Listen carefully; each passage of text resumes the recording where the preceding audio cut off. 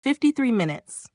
That's how long Emily Johnson had been sitting alone at a table for two at Elise, the most expensive restaurant in the city.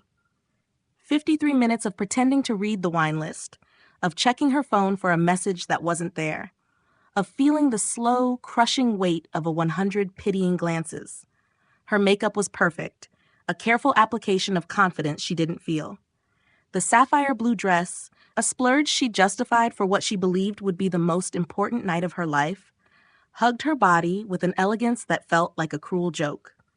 Her hands, however, were traitors, trembling in her lap as she ignored the sympathetic eyes of a couple at a nearby table. Tonight was supposed to be it, the culmination of 3 years with Marcus.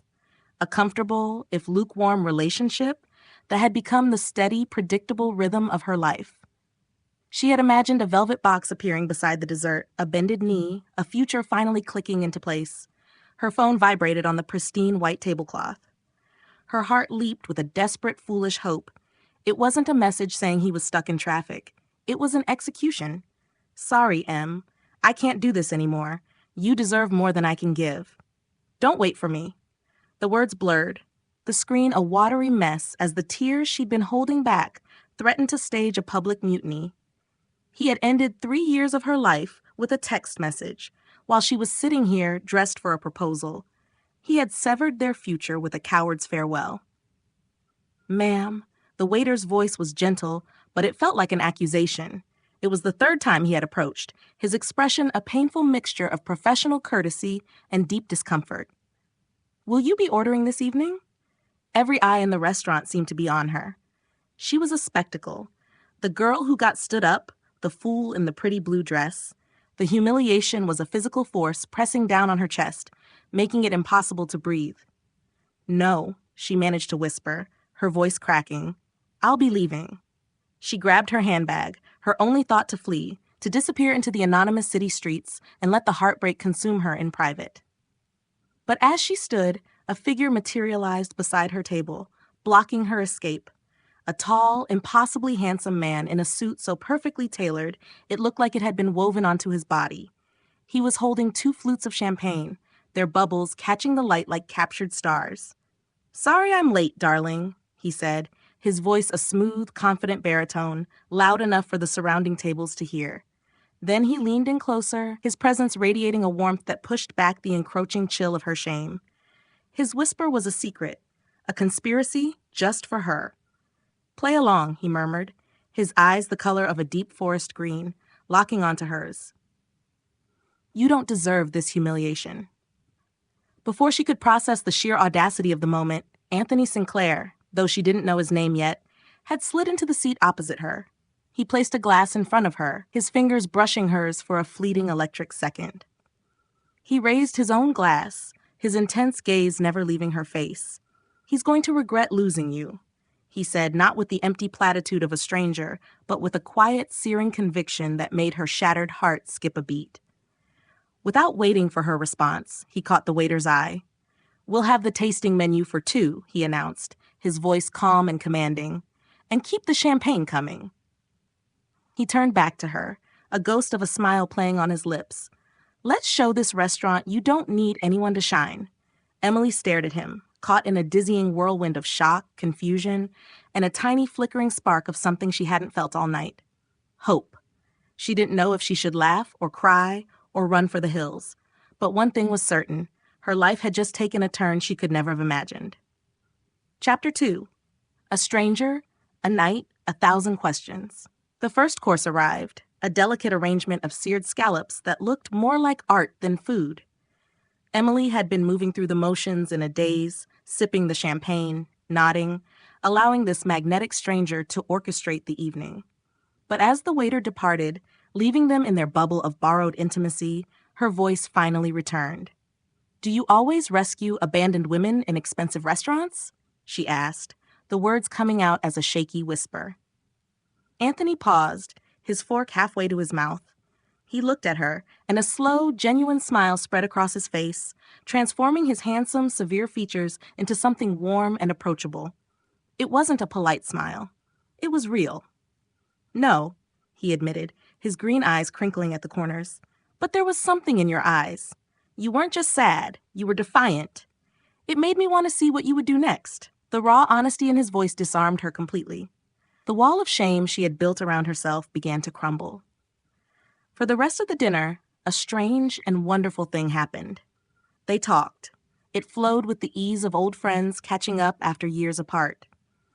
Anthony, she noticed, was a master of conversation. He revealed almost nothing about himself. When she asked what he did, he gave a vague, dismissive answer. I'm in the business of building things, but he was an expert at drawing her out. He asked about the classic novel she was teaching, about the funny thing a student had said that week, about her long-held secret dream of writing a children's book. He listened with an intensity that was both unnerving and deeply flattering.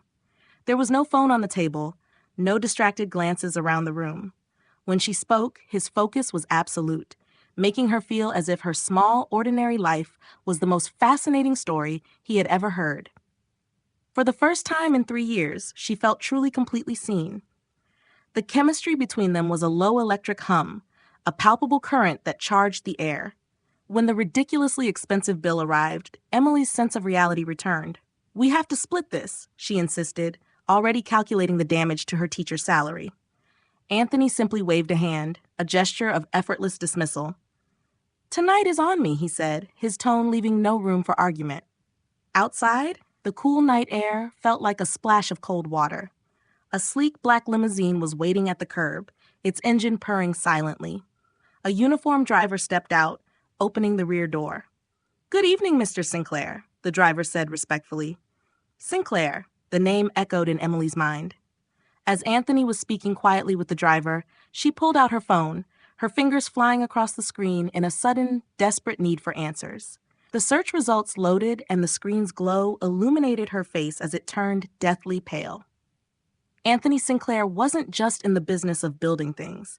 He was the billionaire CEO of Sinclair Enterprises, a global corporation whose logo was on half the buildings in the city. He wasn't just rich, he was a titan, a man who had been trending on financial news sites last week for closing a $2 billion acquisition. He turned back to her, his smile fading as he saw the look on her face. The shift in her expression was unmistakable. You found out, he stated, his voice calm, but a flicker of something. Disappointment, resignation crossed his features. He took a step closer. So what now? Are you going to run away because I have money? Emily was speechless, her mind reeling. She felt intimidated out of her depth, like a guppy that had accidentally swam into a shark tank. Before she could stammer a reply, he extended his hand, his palm open in a gesture of invitation. Don't let the night end like this, he said, his voice dropping to a low, persuasive murmur. Come with me just for one more hour. If you hate it, I promise you'll never hear from me again. Emily stared at his outstretched hand, then up at his intense, searching eyes. Every rational thought in her head was screaming at her to run, to go home, to retreat to the safety of her predictable life. But her heart, still bruised, but now beating with a wild, unfamiliar rhythm, was telling her to take the risk. She looked at his hand, knowing that this single choice could change everything. The elevator ascended in unnerving silence, a smooth, swift climb that felt like a departure from the known world. When the doors opened directly into his penthouse, Emily stepped out into a space that was less an apartment and more a kingdom in the sky. 40 stories above the city, walls of glass revealed a breathtaking, glittering panorama of lights that seemed to stretch into infinity. She clutched a wine glass, poured from a bottle she was sure cost more than her monthly rent, and walked on to the sprawling terrace. The wind was cool against her heated skin, a whisper of reality in this impossible dream. What am I doing here? The thought was a frantic, repeating drumbeat in her mind. This was a world of power and wealth she couldn't comprehend. And she was a literature teacher whose biggest recent excitement had been a first-edition copy of Jane Eyre. Anthony stood beside her, yet he maintained a respectful distance, as if sensing her need for space. He wasn't looking at the view. He was looking at her, and in the soft glow of the city lights, she saw it for the first time. A profound, aching loneliness in his eyes, a solitude that mirrored the hollow space in her own chest. It's a great view, he said, his voice a low murmur beside her, but it gets quiet up here. The admission hung in the air, a quiet confession. Spurred by a strange newfound courage, Emily turned to him. Is this what you do? Bring women you rescue to your giant empty apartment? He flinched just slightly, but the hurt in his eyes was real. No, he said, his voice raw. I don't bring anyone here. He took a breath, the carefully composed mask of the CEO slipping away to reveal the man beneath. I built this empire from nothing after my parents died. It was all I had. But the bigger it got, the more people saw me as a commodity, a solution, a stepping stone. He let out a dry, humorless laugh.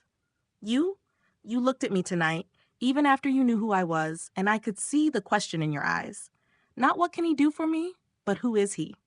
He shook his head, looking out at the city. You're the first person in years who didn't look at me and see dollar signs. His vulnerability was a key unlocking her own. Touched by his honesty, she found herself sharing her own pain, the quiet erosion of her self-worth with Marcus, the feeling of being perpetually overlooked, of her dreams being treated as quaint childish hobbies. They weren't a billionaire and a teacher anymore. They were just two lonely souls sharing their scars under a blanket of stars. The space between them dwindled, the air growing thick and heavy with unspoken desire. He lifted a hand, his fingers gently tucking a stray strand of hair behind her ear. His touch was feather-light, but it sent a shiver down her spine. The moment was perfect, the tension unbearable. He began to lean in, his eyes fixed on her lips. This was it. And then a shrill, demanding ringtone shattered the spell. Anani's entire body tensed.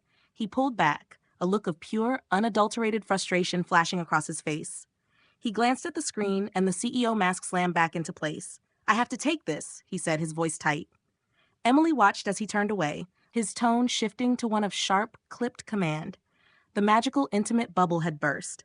She felt a familiar pang of disappointment. I should go, she said softly when he hung up. No, wait, he started, but she was already moving toward the door, the spell broken. It's okay, she said, forcing a smile. Reality calls for both of us. I need to process all of this. He looked panicked, a desperate edge to his eyes that she hadn't seen before, as if he feared she would dematerialize the second she walked out the door. He followed her to the elevator, his hand hovering near her arm, not quite touching. Let my driver take you, he offered. No, thank you, she insisted gently. I think I need the subway ride. I need to feel the ground again. He understood at the door. As the elevator arrived with a soft chime, he reached out and his fingers curled gently around her wrist. His touch was warm, a silent plea. Can I see you again? He asked, his voice urgent. Tomorrow? Her mind screamed. No, it was too much, too fast, too different. But her heart, that foolish, traitorous organ, betrayed her.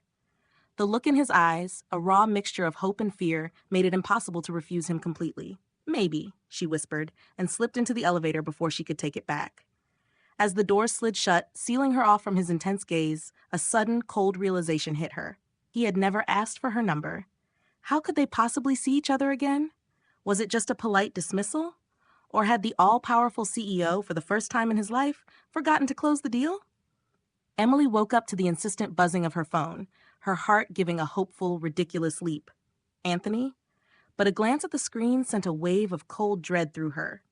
47 unread messages, not from a mysterious billionaire, but from the ghost of her past. They were all from Marcus, a frantic, pathetic deluge of digital regret. I made a mistake. Please, Em, forgive me. I need to see you. And then the one that made her blood run cold. I saw pictures of you with some guy on social media. Who is he? She scrolled through the messages, a strange detachment settling over her. She felt a flicker of anger at his audacity, a flash of irritation at his possessiveness, but the soul-crushing sadness she expected to feel was simply gone. It was a hollow space. She realized with a jolt of shock that one night with Anthony Sinclair, one night of being truly seen, had done more to erase Marcus from her heart than 3 years of lukewarm affection had done to imprint him there. At the high school where she taught, the day was a blur. She moved through her literature classes on autopilot, her mind replaying every moment from the night before. Her teacher friends, having already seen the blurry paparazzi photos that were now circulating online, ambushed her in the faculty lounge. Spill it, Johnson, her friend Sarah demanded, waving her phone. Who is the mystery man? He looks like he stepped out of a James Bond movie." Emily tried to downplay it, to dismiss it as a strange one-time event, but she couldn't suppress the small secret smile that kept tugging at her lips whenever she thought of him. During her free period, she returned to her classroom to find a sleek black envelope resting on her desk. Her name was written across the front, an elegant, masculine script. Her heart began to hammer. Inside were 2 VIP tickets to the city's most exclusive modern art exhibition, the very one she had told Anthony she had been dreaming of seeing.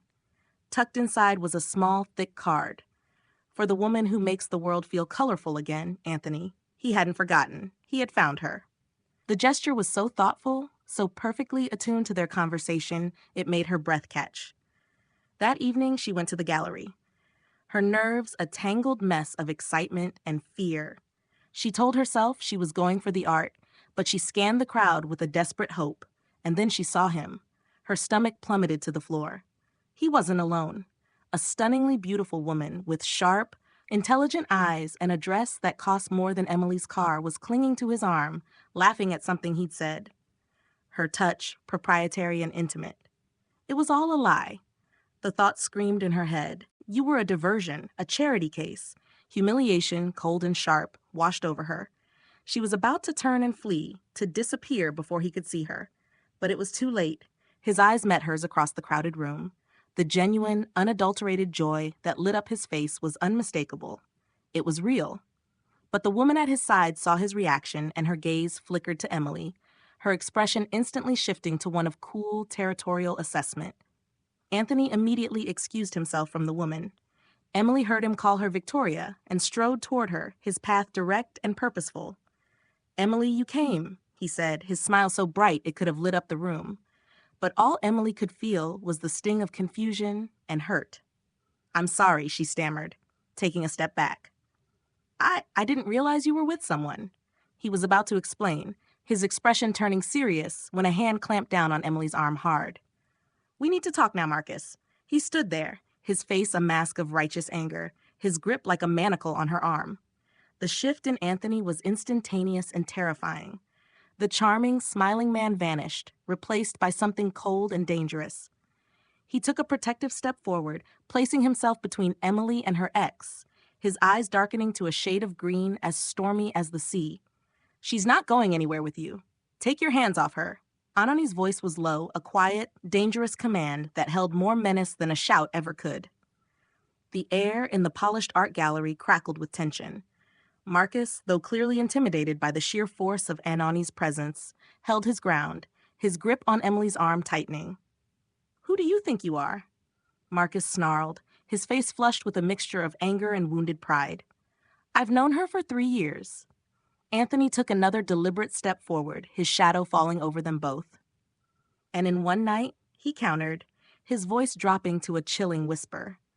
"I've learned what you failed to see in 3 years." A small crowd had begun to form, their whispers a low hum of intrigue gossip.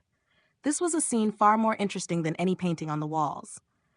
Emily felt a surge of a familiar, suffocating humiliation. But this time, something was different.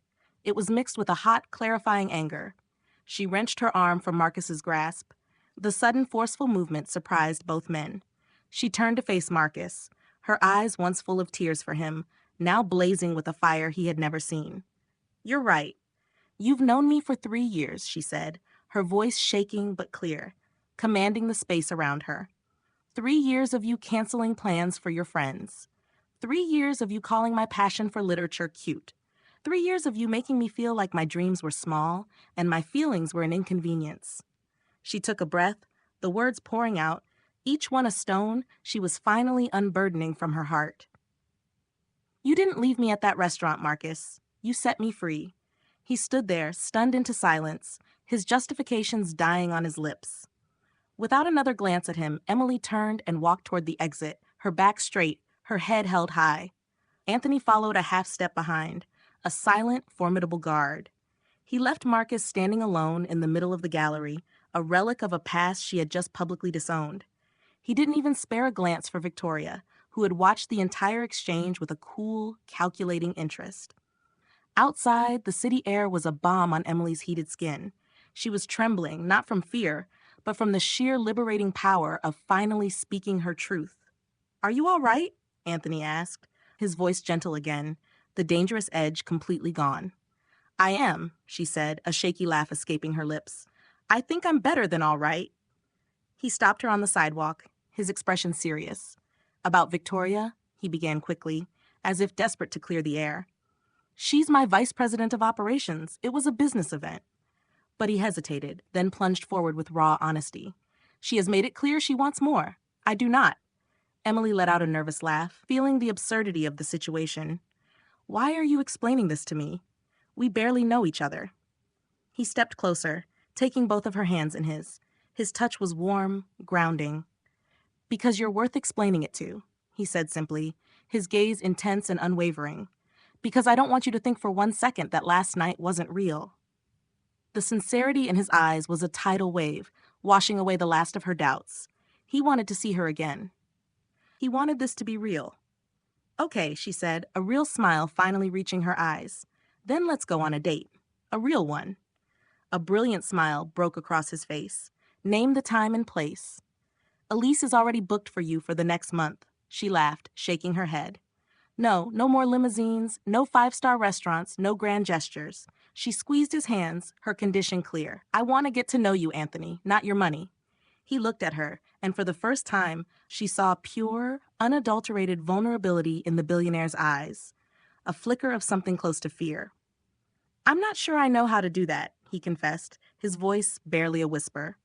"It's been a long time." Emily's heart melted. She tightened her grip on his hands, a silent promise. Then she said softly, "We'll figure it out together."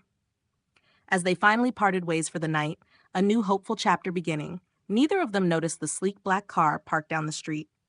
Inside, Victoria watched them, her phone to her ear, a chillingly calm smile playing on her lips that didn't reach her eyes. "He's more invested than I thought," she murmured to the person on the other end. "We may need to accelerate the timeline." When Anthony arrived at her apartment door on Saturday afternoon, Emily almost didn't recognize him. The impeccably tailored suits were gone, replaced by a simple dark gray t-shirt that clung to his athletic frame and a pair of well-worn jeans. His hair was slightly tousled by the wind, and he was driving himself in a sleek but understated sports car, not a limousine in sight. He looked younger, more relaxed, and impossibly handsome. "Your order, ma'am," he said, a nervous, boyish grin on his face that completely melted her heart. One normal date. And it was normal, yet extraordinary. They spent the day doing things so mundane they felt magical. They wandered through a bustling street fair, a kaleidoscope of sounds and smells. Anthony, who was used to curated Michelin-starred meals, looked utterly fascinated as he ate a messy hot dog from a food truck, getting mustard on his chin, which Emily had to wipe away with a laugh. Their next stop was a sprawling secondhand bookstore, Emily's personal heaven. She lost herself among the towering shelves, the scent of old paper and ink like a familiar perfume. Anthony didn't rush her. He followed patiently, watching her with a quiet, intense fascination as she ran her fingers over worn spines and read passages aloud in a hushed, reverent whisper. He watched her come alive. When she turned around from a shelf of classic poetry, she found him at the counter, paying for a tall stack of books. They were all the ones she had lingered over, the ones she had picked up and reluctantly put back down. "Anthony, no," she protested, rushing over. "That's too much. That's not a normal date." "It is a normal date," he argued, a playful glint in his eye as he took the bags from the clerk. "Boyfriends buy their girlfriends presents." The words hung in the air, casual and yet monumental. Boyfriends, girlfriends. Emily froze, her heart doing a wild somersault in her chest. Anthony realized what he'd said at the same moment she did. A dark flush crept up his neck. I am sorry," he stammered, the smooth, confident CEO completely vanishing, replaced by a flustered man. "I presume too much. I just meant." She silenced him with a kiss. His surprise lasted only a heartbeat. Then his hands came up to cradle her face, careful and reverent, as if she were something fragile and priceless.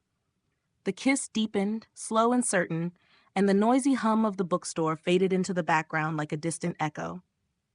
When they finally pulled apart, Emily felt breathless and slightly dizzy, her fingers still curled into the front of his shirt. "I think," she said softly, That means I don't mind the presents. Anthony laughed, a warm, unguarded sound that made several nearby customers glance over. Good, he murmured, because I've never been happier to be wrong about something. They left the bookstore hand in hand, sunlight spilling across the sidewalk as if the world itself had decided to celebrate their small, monumental shift. The day unfolded in a blur of easy laughter and stolen glances. They shared coffee at a tiny cafe where no one recognized him. They argued playfully over which street musician deserved their spare change. They sat on a park bench and talked about everything and nothing until the sky softened into shades of gold and lavender. It felt impossibly simple. It felt real. As evening settled, Anthony walked her back to her apartment building. The streetlights flickered on, casting warm halos across the pavement. Neither of them seemed eager to end the day. I had a good time, Emily said, her voice soft but steady. The best, he replied without hesitation. They lingered on the steps, the air thick with the promise of another kiss. Neither of them wanted to rush. Then Anthony's phone buzzed. The sound sliced through the moment like a blade. He frowned, pulling it from his pocket. The easy warmth drained from his expression as he read the screen. What is it? Emily asked quietly. He hesitated, just long enough for unease to coil in her stomach. Work? He said finally. It's complicated. The word felt heavier than it should have. Emily nodded, forcing a small smile. It always is with you, isn't it? He reached for her hand again, squeezing gently. I won't let it come between us. She wanted to believe him. She really did. But as she watched the tension settle back into his shoulders, she couldn't shake the strange, creeping feeling that their simple, perfect day had been the calm before a storm neither of them saw coming. It wasn't a desperate, world-altering kiss like the ones before. It was sweet and quick and perfect. It was a confirmation, an answer.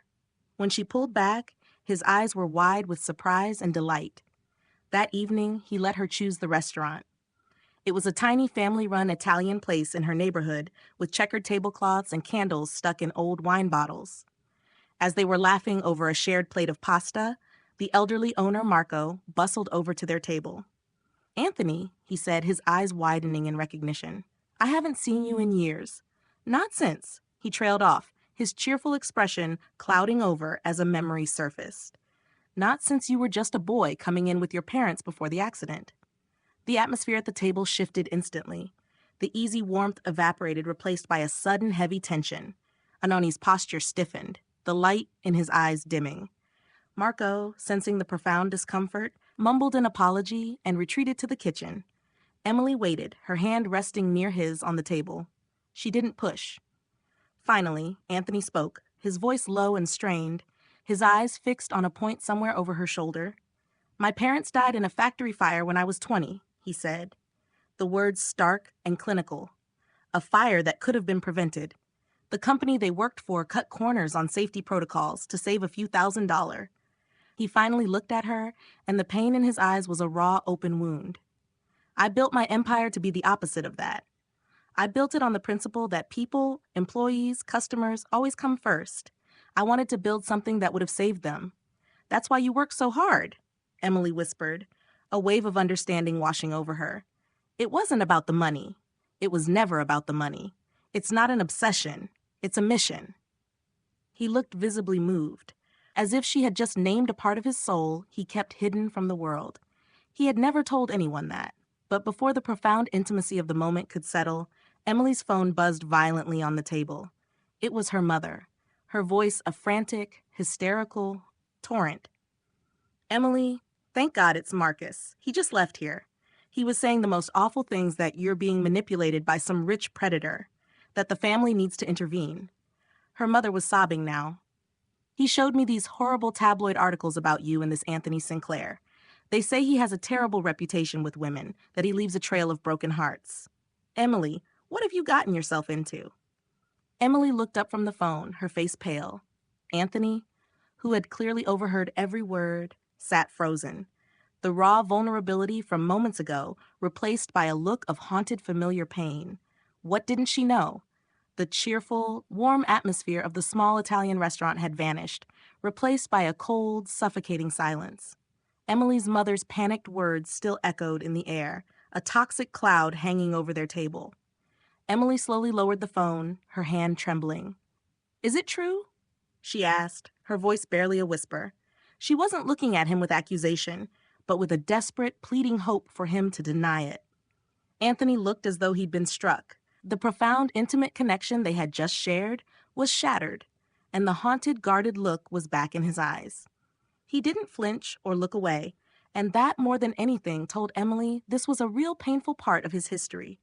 "What exactly did the tabloids say?" he asked, his voice strained, bracing himself. He paid the bill with a quiet efficiency, and the ride to her apartment was thick with an agonizing tension. Inside her small, cozy living room, which suddenly felt inadequate and fragile, he didn't make excuses. He pulled out his phone, his fingers moving with a grim resignation, and showed her. He typed his own name into the search bar. The results were a garish, sensationalized history of his life post-tune. There were photos of him with a revolving door of beautiful, famous women. Headlines screamed about his latest conquest, his playboy lifestyle, and the string of broken hearts left in the wake of the billionaire bachelor.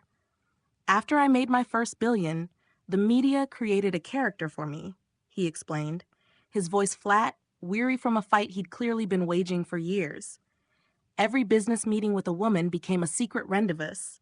Every charity dinner I attended with a female colleague became a budding romance. It was a narrative. It sold papers."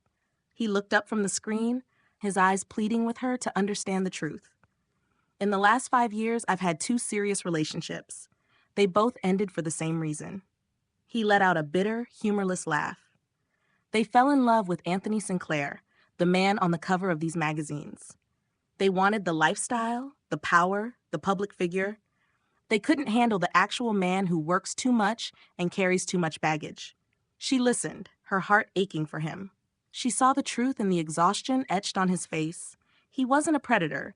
He was prey hunted by a public persona he couldn't escape. She believed him. She felt it in her gut. "I need some time," she said softly. Not as a rejection, but as a genuine need to process, to separate the man in front of her from the myth. "I need to talk to my family." He nodded, though a look of barely concealed panic crossed his face. He had been here before. He knew this was the part where they pulled away. "Don't let them or this." He gestured to the phone. "Decide what you feel for me, Emily, please." He left, and the silence in her apartment was deafening. That night, alone in her bed, her phone rang from an unknown number. Hesitantly, she answered, "Emily, it's Victoria." The voice was smooth, polished, and dripping with false concern. "Listen, I know we didn't get off on the right foot, but as a woman, I feel I have to warn you. Anthony is a wonderful man, but he's a workaholic. He's married to his company. He'll promise you the world, but he'll never truly be there. We've all been down that road. Don't be another casualty." Emily hung up, a cold knot of doubt tightening in her stomach. Victoria's words were poison, cleverly designed to prey on the very fears Anthony had just confessed. For 3 days, she kept her distance. She needed to think. Anthony, true to his word, didn't pressure her. He sent a single text each morning. "Thinking of you. I'm here when you're ready." It was respectful, patient, and it made her love him even more. On the 3rd day, she was finally ready to call him to tell him she was choosing him, not the ghosts of his past. But as she picked up her phone, a news alert flashed across the screen. Victoria Sterling promoted to COO of Sinclair Enterprises in surprise move. The article was accompanied by a photo from the press conference. Anthony and Victoria standing side by side, smiling professionally for the cameras. The comment section below the article was already buzzing with speculation about the power couple and their undeniable chemistry. A sharp, unfamiliar pang of jealousy shot through Emily. It was so intense it stole her breath. And in that moment of pure, unadulterated emotion, she realized the terrifying truth. She was in love with him. Truly, deeply, and irrevocably in love. And it scared her to death. The realization that she was in love with him didn't bring Emily peace. It brought panic. Love was supposed to be comfortable, safe, like her relationship with Marcus had been. This felt like standing on the edge of a cliff in a hurricane. It was thrilling and terrifying in equal measure. The news about Victoria's promotion, coupled with her own intense feelings, sent her spiraling into a vortex of insecurity. She was in the middle of a lecture on Pride and Prejudice, discussing Elizabeth Bennet's stubborn pride and Mr. Darcy's flawed prejudice when the classroom door creaked open, every head turned, and there he was. Anthony Sinclair stood in the doorway of her high school classroom, looking as out of place as a lion in a petting zoo. He was holding a ridiculously large bouquet of sunflowers, their bright, cheerful faces a stark contrast to the nervous, determined expression on his. He looked only at her, his gaze cutting through the sea of 30 curious teenage faces. "I'm sorry to interrupt," he said, his voice usually so commanding, now laced with a vulnerability that was utterly captivating. "But I couldn't wait any longer." A wave of whispers and stifled giggles erupted from her students. Phones were surreptitiously raised, the moment too cinematic to go undocumented. Emily felt her face flush, a mixture of embarrassment and a deep fluttering warmth. He walked toward her, his eyes never leaving hers, stopping just before her desk. He was laying himself bare in the most public and uncomfortable way he could imagine, and he was doing it for her. "You asked me to be real," he began, his voice low and earnest, meant only for her, but overheard by everyone. "So here is the honest truth. I am terrible at this. I work too much. I have more baggage than an airport carousel, and I am scared to death of feeling the way I feel about you." He took a deep, shaky breath. "But you make me want to be better. You make me feel like I can just be me, not the man on a magazine cover. And I am not going to lose that. I am not going to lose you." Tears pricked at Emily's eyes. This wasn't a performance. This was a confession delivered in the fluorescent-lit reality of her world. It was everything she needed to hear. "You have to talk to him after class, Miss J," one of her bolder students whispered loudly. Emily let out a watery laugh, accepting the vibrant bouquet. "We need to talk," she agreed, looking at Anthony. "For real this time." After the final bell rang and her students had dispersed, buzzing with the gossip of the year, they went to a small, quiet cafe down the street. She finally voiced the fear that had been plaguing her. "Our worlds are so different, Anthony," she said, tracing the rim of her coffee cup. "You're a billionaire who runs an empire. I'm a teacher who gets excited about finding a $20 bill in an old coat. What if I'm not enough for your world?" He reached across the table, his large, warm hands covering hers completely. "What if my world isn't enough for you?" he countered, his sincerity breathtaking. "You have a passion for what you do. You have purpose. You make a difference. Before you, my world was just boardrooms and balance sheets. You make me want to read poetry and eat messy food from a truck. You make me want to live, not just acquire." His honesty, so raw and real, dismantled the last of her defenses. The walls she had so carefully constructed around her heart came tumbling down. They agreed in the quiet intimacy of the neighborhood cafe to try. For real. No more doubts, no more holding back. They left the cafe hand in hand, an official, undisputed couple, the future stretching before them, bright and full of promise. As they stepped onto the sidewalk, they nearly collided with Marcus. He was with another woman, a girl who looked startlingly like a younger, less confident version of Emily. Marcus froze, a flicker of embarrassment crossing his face before he masked it with a forced indifference. "Well," he said, his eyes darting from their joined hands to Enoni's face. "Looks like we've both moved on." But his eyes, when they met Emily's, betrayed him. They held a universe of regret.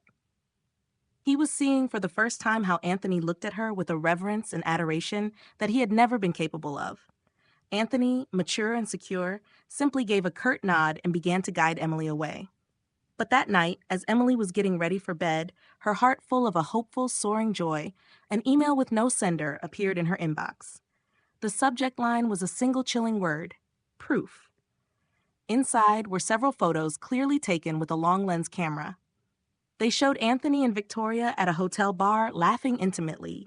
Another showed them entering an elevator together late at night. They could be innocent, but they were framed to look like anything but. Below the photos was a single line of text: "He will never change. Save yourself while you still can." The digital glow of the phone screen was a toxic presence in the darkness of Emily's bedroom. It was 2 a.m. Beside her, Anthony slept, his breathing deep and even. It was the first time they had spent the entire night together, an act of quiet intimacy that had felt like a profound step forward. But now that peace was shattered, she stared at the anonymous email, her heart a cold, heavy stone in her chest. The photos were expertly framed to tell a story of betrayal. Anthony and Victoria heads close together at a dimly lit hotel bar, their laughter looking conspiratorial. Anthony and Victoria stepping into an elevator alone late at night. Logically, she knew they could be innocent moments ripped from their business context. But the seed of doubt so maliciously planted by Victoria and her own father was a stubborn, thorny weed. Her insecurities whispered that she was a fool to believe she could hold a man like him. Her thumb trembled as she swiped to the next photo. In her distress, her grip slipped and the phone clattered from her hand onto the nightstand. The sound, sharp and loud in the silent room, was enough. Anthony stirred, his brow furrowing in his sleep before his eyes slowly opened. He mumbled, his voice thick with sleep. Everything okay? He blinked, adjusting to the dim light, and saw her face illuminated by the phone's harsh glare. He saw the tears welling in her eyes, the look of profound hurt and confusion. He sat up immediately, all traces of sleep vanishing. What is it? What's wrong? He asked, his voice laced with concern. Wordlessly, she handed him the phone. He took it, his eyes scanning the screen. His reaction was instantaneous and visceral. A muscle in his jaw clenched. The concern on his face hardened into a cold, quiet fury, an anger she quickly realized was not directed at her, but at the anonymous sender. This is a manipulation, he said, his voice low and tight.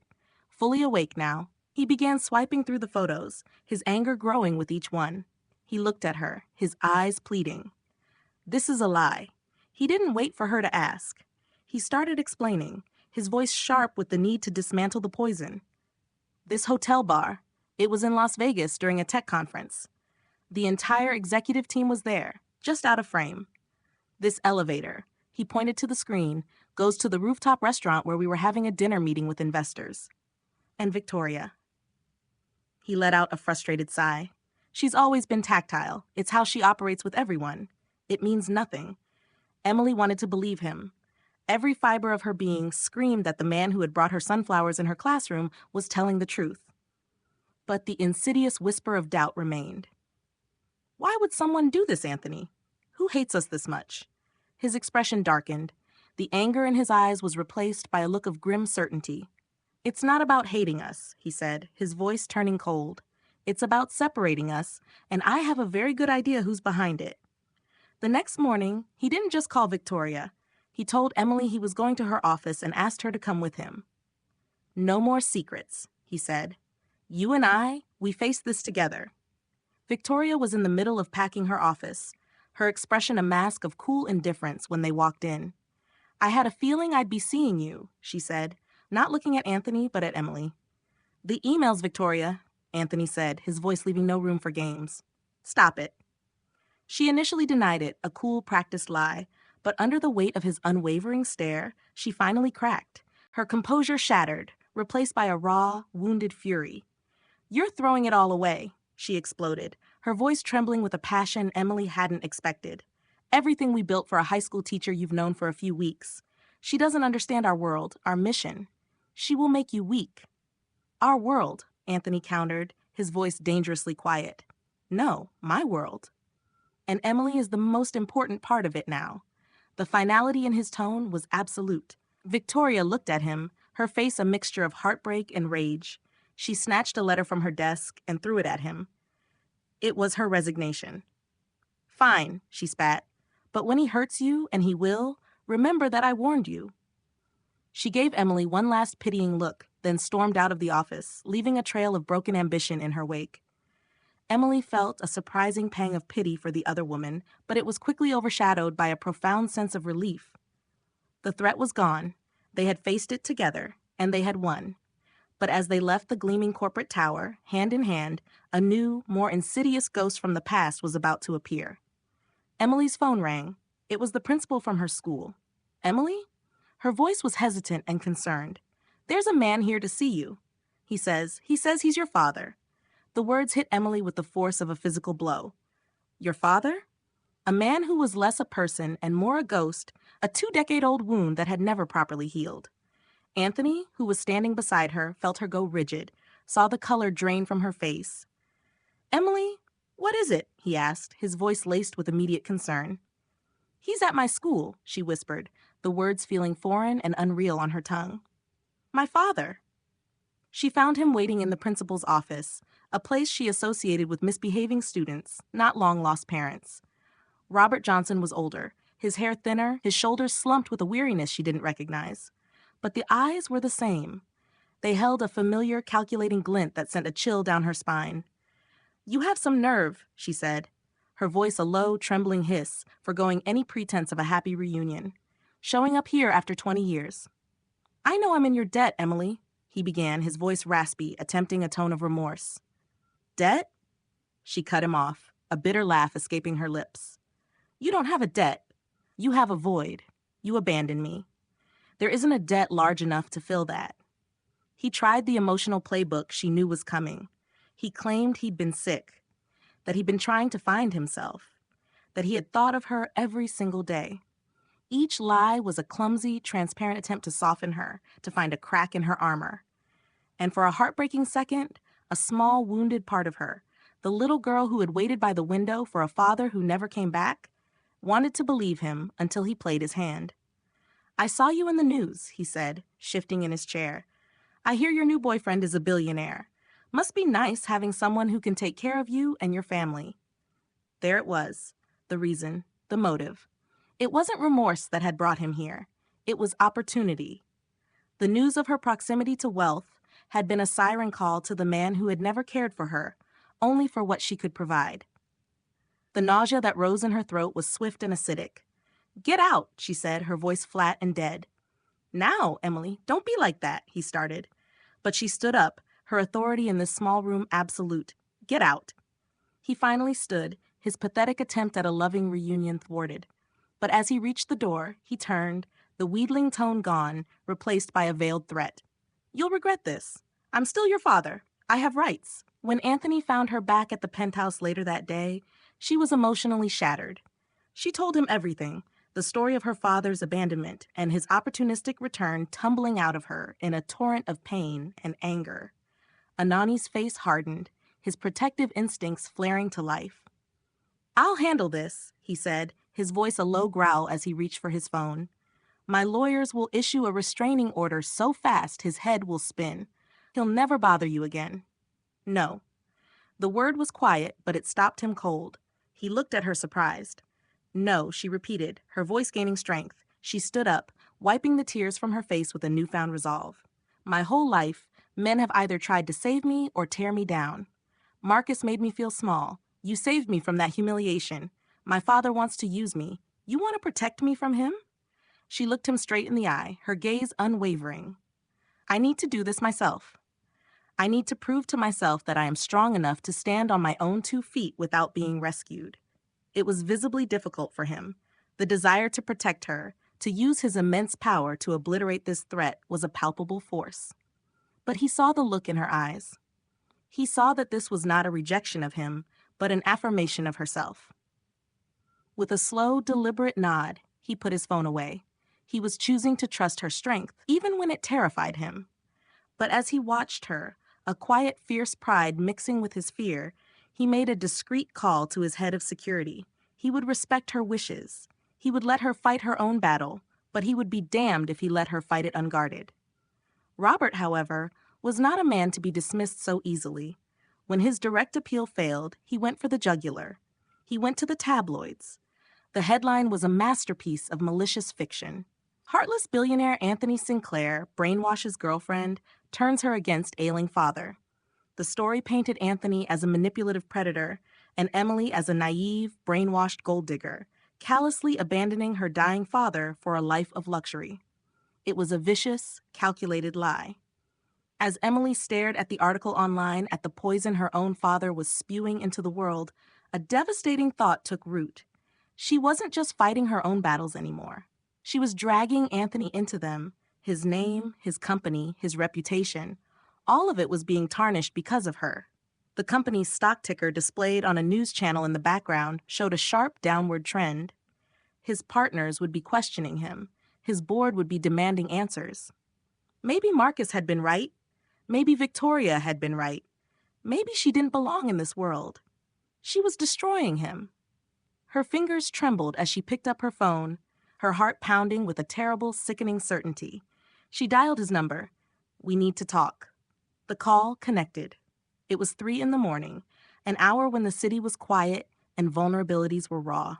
"You're going to end this?" It wasn't a question. Anani's voice on the other end of the line was flat, heavy, with a weary resignation that shattered Emily's heart. He had been expecting this call. He had been waiting for the weight of his world to become too much for her to bear. "No," she choked out the word, a tangled mess of tears and denial. "No, I'm asking if it's worth it for you." She paced her small apartment, the tabloid article still burning on her laptop screen. "Look what I'm doing to you, Anthony. Your company, your reputation. I'm ruining your life." The silence that followed was a physical entity, a vast empty space that stretched across the phone lines. It was long enough for her to believe he was actually considering it, that she was right, that she was a liability he couldn't afford. "Stay right there," he said finally, his voice rough. "I'm coming over." 20 minutes later, they were standing on the rooftop terrace of his penthouse, the same spot where they had shared their first real vulnerable conversation. The city glittered below, a silent, indifferent witness to the chaos in their lives. "Is there pressure?" "Yes," he admitted, not trying to sugarcoat the reality. He leaned against the railing, his gaze fixed on the horizon. "The board is demanding answers. Our investors are nervous. The PR team is in full-blown crisis mode." He turned to face her, his expression serious, his eyes searching hers in the dim light. "But if you're asking me if it's worth it," he said, his voice dropping to a low, intense murmur as he closed the space between them. "The answer is yes. 1,000 times yes." He reached out, his hands framing her face, his touch both desperate and tender. "You are the only real thing in my life, Emily. Everything else is just noise." His words were a lifeline. She collapsed against him, tears of pure, unadulterated relief streaming down her face. He held her, his arms a fortress against the world. They weren't broken. They would fight this together. Their decision to fight back was a brave one, but the execution was fraught with peril. Against Anani's better judgment, he wanted to handle it with a team of ruthless lawyers and PR experts. Emily insisted on telling her own story. "I can't let them define me," she argued. "I won't be a victim in his narrative or a gold digger in theirs." She agreed to a single televised interview with a respected journalist. She sat under the bright, hot studio lights and told her truth. She spoke of the father who abandoned her, of her mother's struggle to raise her alone, of the man who reappeared only when he smelled money. She was poised, honest, and heartbreakingly vulnerable. The interview went viral, but the court of public opinion was a cruel and fickle beast. While many people rallied to her side, a vocal, vicious contingent emerged from the shadowy corners of the internet. They twisted her vulnerability into a calculated performance. They branded her a gold digger, an opportunist, someone who had concocted a sob story to snag a billionaire. The anonymous hate messages began to flood her social media. Then they escalated. Someone found her email address. Someone else found her school's phone number. The digital vitriol began to bleed into her real life, a constant, terrifying barrage of hatred. The breaking point came on a Tuesday afternoon. Anthony, terrified for her safety, had been begging her to stay with him at the penthouse where his security was absolute. Emily, fiercely protective of her independence, had stubbornly refused. But as she was leaving school, the principal intercepted her, her face pale with alarm. "Emily," she said, her voice trembling, "a package was delivered for you." It was unsettling. "We've called the police." The package contained a single dead sunflower, its once bright face now withered and black. That night, she packed a bag.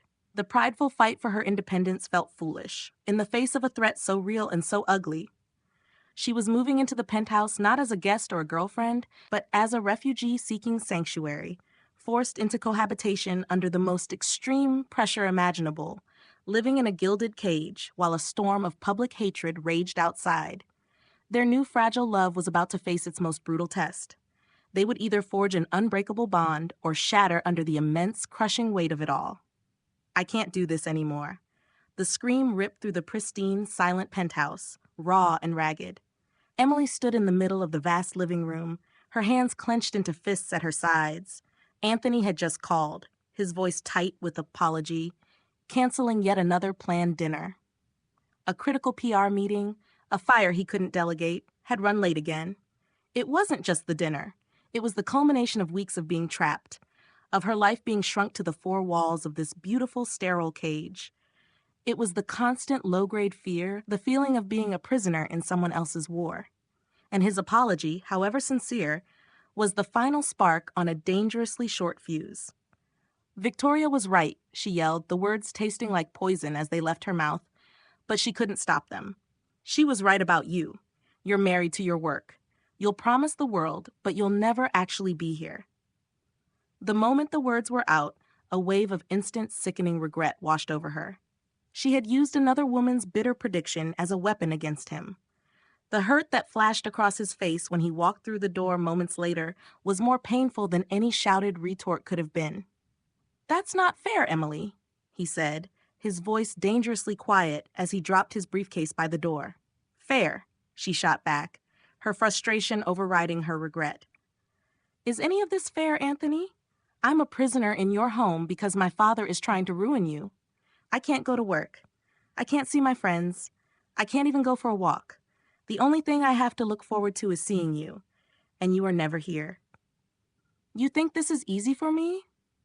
He countered, his own control finally snapping. The exhaustion of the past few weeks was etched onto his face. "I have 10,000 employees whose livelihoods depend on the stability of this company, a stability that is being attacked from all sides. I can't just drop everything. I'm not asking you to drop everything," she cried, tears of pure frustration streaming down her face. "I'm asking for you to choose me just once. I'm asking to feel like a priority, not another crisis to be managed." They threw words like stones, each one aimed to wound, each one born of the immense pressure that was crushing them both. They weren't fighting about a canceled dinner. They were fighting about their fears, their insecurities, their clashing worlds. Finally, needing to escape the crossfire, Anthony grabbed his keys. "I need some air," he bid out and walked out, the soft click of the door echoing the sound of something breaking between them. Emily collapsed onto the sofa, alone in the cavernous, silent apartment, the weight of her own words pressing down on her. She was questioning everything. Hours later, the penthouse was still dark. She was curled up on the couch when her phone, which she'd left on the coffee table, lit up with an unexpected call, a number she didn't recognize. On a whim, she answered, "Emily, my name is Ella Lennar Sinclair." The voice on the other end was elegant but fragile, laced with a deep maternal sadness. "I'm Anani's mother." Emily sat bolt upright, her mind reeling. "You're your mother? But Anthony told me, he said you were gone." There was a long, heavy sigh on the other end of the line. "I understand why he would say that. It's easier than the truth." The woman's voice trembled. "When my husband died, I fell apart. I couldn't handle the grief. I couldn't handle watching my son try to hold the world together on his own. So I left. I abandoned him when he needed me most. I am a coward, my dear, but I've been watching from a distance." Her voice grew urgent. "He loves you more than he has loved anyone since he lost his father. Please don't let him destroy himself again. He's drowning in his work because it's the only thing that has never left him. You are the first person in years who has made him want to truly live again. Don't give up on him." When Anthony returned, his face pale and drawn, Emily was waiting. She didn't yell. She just looked at him, her expression soft with a new painful understanding. "I spoke to your mother," she said quietly. The carefully constructed walls of Anthony Sinclair, the billionaire titan, crumbled into dust. He sank onto the sofa opposite her, burying his face in his hands as a ragged, soul-deep sob was torn from his chest. He told her everything, the crushing grief, the profound betrayal of being abandoned by his remaining parent, the way he had poured every ounce of his being into his work to numb the unbearable pain. "I'm so afraid of losing you," he finally whispered, his voice broken, tears tracking down his face. It was the first time she had ever seen him cry. "I'm so terrified of messing this up that I'm losing you anyway." She moved to sit beside him, to wrap her arms around him, to begin the process of mending what they had broken. But before she could, his phone buzzed violently on the table. It wasn't a text. It was a high-priority emergency alert from his company. His face went ashen as he read it. "Oh my God," he breathed. "There's been an accident, a structural collapse at the main processing plant." He looked at her, his eyes wide with horror. "People are hurt. I have to go now." He stood up, the CEO mask snapping back into place out of pure reflex, but his hands were shaking. He was a man on the verge of shattering completely, being pulled back into the one crisis he knew how to manage, leaving the one he didn't, them, behind. And Emily had a choice to make: stay in the safety of the penthouse or walk with him into the heart of the storm. Anthony was already halfway to the door, his mind a frantic whirlwind of emergency protocols and damage control when he felt a small, firm hand slip into his. He stopped, turning in surprise. Emily stood beside him, her expression calm and resolute. She had her coat on and her purse slung over her shoulder. "I'm going with you," she said. It wasn't a question or a request. It was a statement of fact. "Emily, no," he argued, his voice strained. "You don't have to. It's going to be a chaotic scene. It could be dangerous. This is my responsibility." "No," she countered, her grip on his hand tightening, a silent anchor in his storm. "This is what people who love each other do. They show up." Her eyes, clear and unwavering, held his. "So I'm showing up." For the first time in hours, Anthony felt his lungs fill with air. The frantic panic in his chest eased just slightly. He wasn't alone in this. He gave her hand a grateful, desperate squeeze and led her to the elevator. The scene at the factory on the outskirts of the city was one of organized chaos. Flashing lights of ambulances and fire trucks cut through the darkness. Dust and the acrid smell of burnt wiring hung heavy in the air. But through the pandemonium, Emily saw a side of Anthony Sinclair the world never saw. He wasn't the detached CEO in a boardroom. He was on the ground, his suit jacket discarded, his sleeves rolled up. He moved with a purpose that was both compassionate and commanding. He knew the names of the foremen, asking for specific updates on their teams. He spoke to the families of the injured, his voice gentle, his eyes filled with a genuine, gut-wrenching empathy. He didn't just promise the best medical care, he arranged it. His phone, a direct line to the top specialists in the country. This wasn't PR. This was a man moving heaven and earth for his people. Watching him, Emily felt a profound, overwhelming wave of love. This was the man he had built his company to be, the man who ensured no other family would suffer the way his had. His work wasn't an obsession that pulled him away from her. It was the very core of his being, the mission that made him the man she loved. The initial investigation into the collapse revealed a horrifying truth. It wasn't an accident. Key structural supports had been deliberately tampered with. It was sabotage, a malicious act designed to his company and destroy his reputation. The immediate suspects were obvious: disgruntled competitors, or perhaps a vengeful Victoria Sterling. But then a week later, the lead investigator delivered the final sickening twist. The saboteur had been caught on a hidden security camera, accepting a briefcase full of cash. It was Robert Johnson. He had been paid by a rival corporation to create a series of escalating scandals, culminating in this disastrous act of industrial sabotage. The tabloid stories, the public harassment, the accident, it was all connected. It all led back to her father. The guilt that crashed over Emily was suffocating. Her father, her blood. He had tried to destroy the man she loved. She felt tainted, responsible.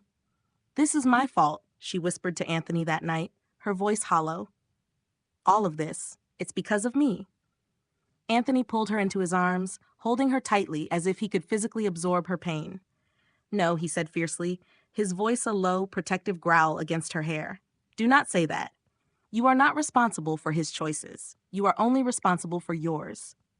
He pulled back to look her in the eyes, his own gaze clear and certain. "And you chose to stay with me. You chose to walk into the fire with me." He gave her a small, sad smile.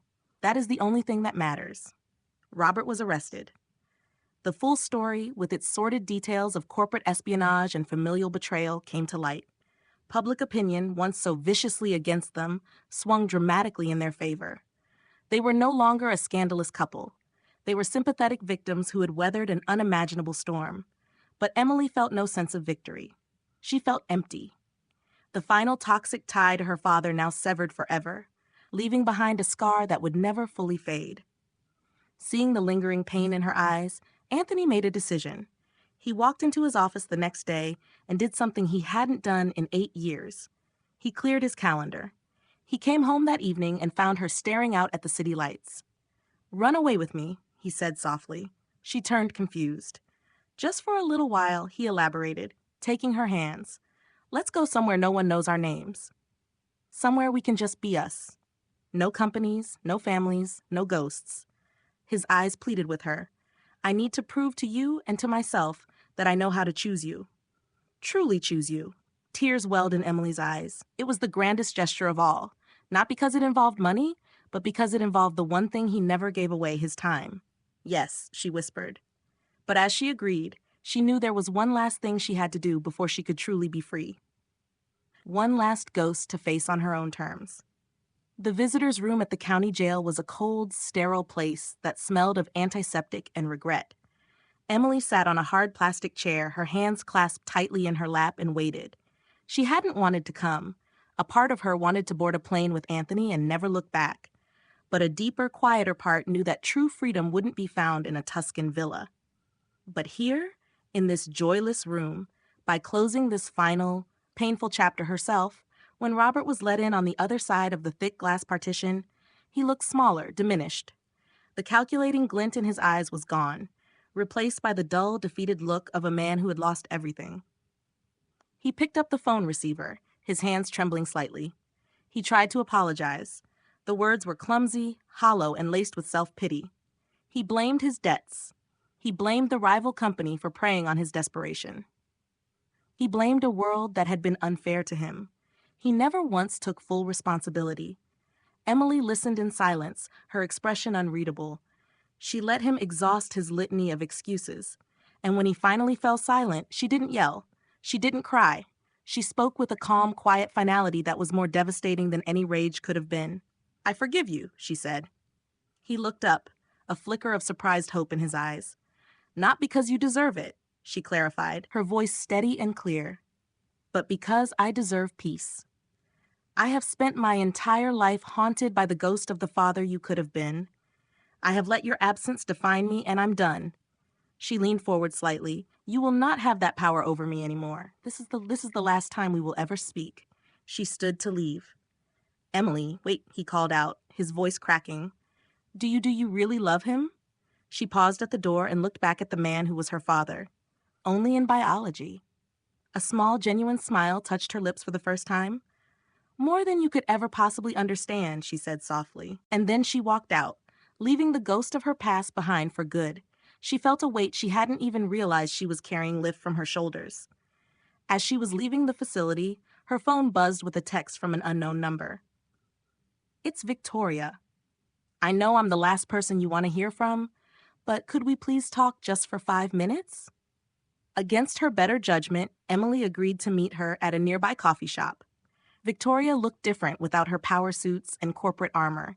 She looked tired. "I don't expect you to forgive me," Victoria began, stirring her coffee with nervous energy. "What I did was unforgivable.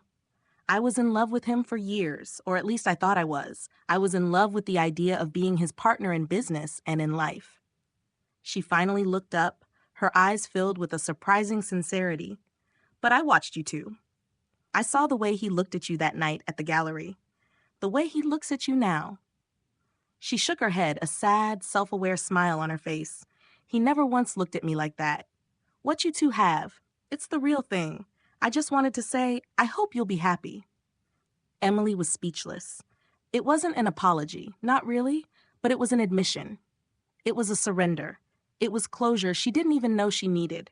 She found Anthony waiting for her back at the penthouse, his bags packed by the door. She told him about both conversations, about the weightlessness she felt after forgiving her father, about Victoria's unexpected concession. He listened, a look of immense pride on his face. He was in awe of the strong, compassionate woman she had become. The next day, they were at the private airfield, waiting to board the jet that would whisk them away from their chaotic world. The plane was ready. The Tuscan sun was waiting. But Anthony was uncharacteristically nervous, fidgeting with his watch, his knee bouncing. "Are you okay?" Emily asked, taking his hand. "You seem anxious." He looked at her, his green eyes wide with an emotion she couldn't quite place. He gave her a shaky smile. "Perfect," he said, his voice not entirely convincing. Everything is perfect. But as he looked at the plane, then back at her, she knew this trip was about more than just a vacation. It was the start of their forever, and the thought was as terrifying and wonderful for him as it was for her. Tuscany was a dream painted in gold and green. The air smelled of cypress trees and sun-baked earth. For 2 weeks, they were not Anthony Sinclair, the billionaire CEO, and Emily Johnson, the teacher who had survived a public scandal. They were just Anthony and Emily. They explored ancient, sun-drenched villages where no one knew their names, got lost on winding country roads, and drank cheap, delicious wine with local farmers. He saw the world through her eyes, marveling at the way she found beauty in the smallest details, the intricate pattern of a wrought-iron gate, the vibrant color of a wild flower growing in a crack in the stone. She saw a side of him that no one else did. The relaxed, playful man who laughed freely, who wasn't carrying the weight of an empire on his shoulders. Here in the heart of Italy, they fell in love all over again. A quieter, deeper love built not on chaos and survival, but on shared joy and peaceful intimacy. On their last night, Anthony took her to a small family-run trattoria perched on a hill overlooking a valley of sunflowers. They sat at a secluded table on the terrace, the setting sun casting a warm golden glow over everything. "I could live like this forever," Emily sighed, her head resting contentedly on his shoulder as they shared a bottle of Chianti. "Then let's do that," Anthony replied, his voice soft, but with an undercurrent of seriousness that made her lift her head and look at him. After dinner, he led her by the hand to a scenic overlook at the edge of the village. The Tuscan landscape spread before them like a masterpiece. "I wrote a speech," he began, his voice shaky, a nervous energy radiating from him that was both endearing and completely out of character. He laughed, a short self-deprecating sound. "I practiced it in the mirror, but now that you're here, all I can think is my life was black and white before I met you, Emily." He turned to face her, taking both of her hands in his. "You walked into my life and brought color. You brought poetry and messy food trucks and a purpose beyond boardrooms and balance sheets. You showed me what a home feels like. You loved me for the man I was, not the name I carried." With a deep breath that did little to steady him, he slowly got down on one knee. Emily's hand flew to her mouth, a soft gasp escaping her lips as tears instantly flooded her eyes. "I know this was fast," he said, his voice thick with emotion as he looked up at her, his heart in his eyes. "I know our path here was chaotic and paved with more drama than a Shakespearean play. But I also know with a certainty that fills every part of my being that I want to spend every single day of the rest of my life trying to be the man you deserve." He opened a small velvet box. Inside, nestled against the dark fabric, was a ring. It was a stunning vintage-inspired design with a delicate, intricate band, a perfect echo of a design she had once sketched in the margins of a notebook he had remembered. "Emily Johnson," he said, his voice breaking, "you make me want to be a better man. You make me believe in happiness. Will you marry me?" She was crying too hard to speak, so she just nodded frantically, her whole body shaking with joy. Yes, she finally managed to whisper, the word a sob of pure, unadulterated happiness. Yes, 1,000 times. Yes. He slid the ring onto her finger. It was a perfect fit. As he stood and pulled her into his arms, their kiss was met with a smattering of applause from a few local villagers who had been watching the beautiful universal scene unfold. 6 months later, the wedding was not the grand society event everyone expected. It was an intimate affair held in the sun-dappled garden of a historic estate, attended only by their closest friends and family. Emily's mother was there, her face glowing with a happiness her daughter had never seen. And across the aisle, in a surprising gesture of reconciliation, sat Anoni's mother, Elena, her eyes filled with a quiet, tearful pride as she watched her son finally find his peace.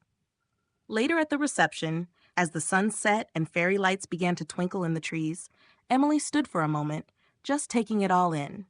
The laughter, the music, the love that filled the air. She remembered that night at Elise, the crushing humiliation, the feeling that her world was ending. A pair of strong arms wrapped around her waist from behind. "What are you thinking about, Mrs. Sinclair?" Anthony murmured into her hair. She had kept her own name for her writing, but she secretly loved the sound of his. She laughed and turned in his arms to face him, her heart so full she thought it might burst. "I was just thinking," she said, her eyes sparkling, "that the best moment of my life began on the night I thought it was all over." She reached up and cupid his face, her love for him shining in her eyes. "I was thinking that sometimes you have to be left so you can finally be found." He smiled, a slow, beautiful smile filled with all the promises of their future, and kissed her. They danced under the stars, two souls who had found each other in the wreckage. And for the first time in their tumultuous lives, both Anthony and Emily were completely, perfectly home. Like, share, and subscribe for more videos.